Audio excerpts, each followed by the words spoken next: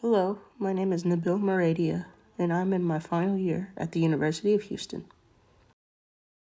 I'm currently in my student teaching year while working towards obtaining my bachelor's degree in teaching and learning as a generalist for early education through 6th grade. As an educator in the future, I hope to have the opportunity to teach math or science for 6th grade students, preferably in Fort Bend ISD or a district nearby.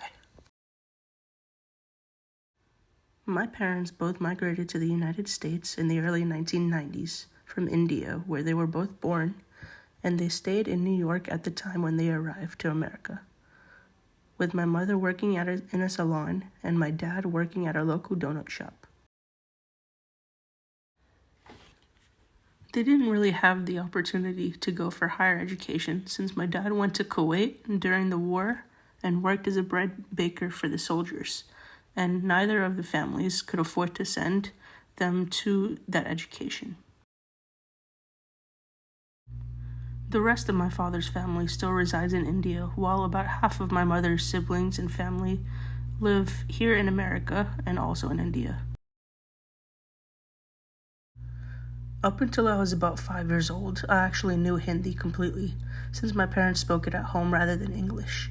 But once I started going to kindergarten every day, I grew accustomed to using English in my daily life, and it became my primary language, and I eventually forgot how to speak Hindi, even though I can still understand it completely.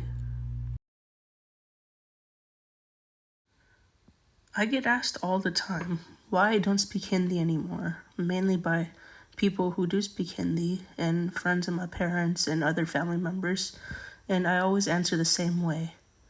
I forgot how to.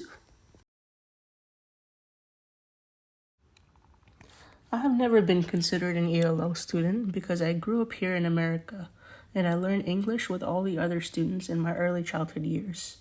However, I did have a few friends who moved from India to America in their later years of school, so they were put in those classes to learn English as best as they could.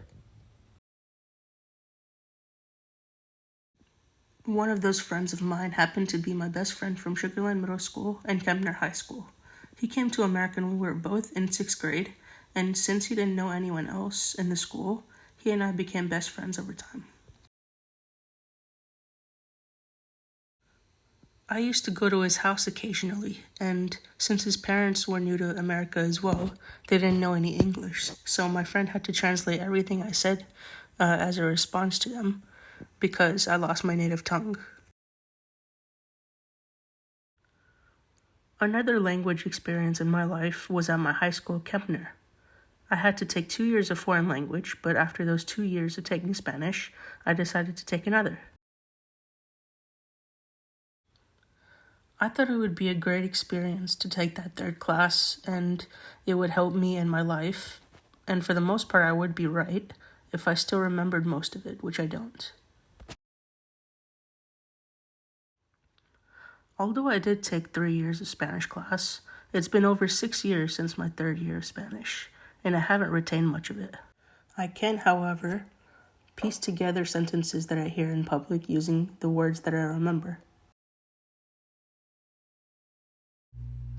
It is a top priority of educators, especially in Texas, to know how to work with ELL students and how to accommodate them, since this is one of the most diverse states in the country.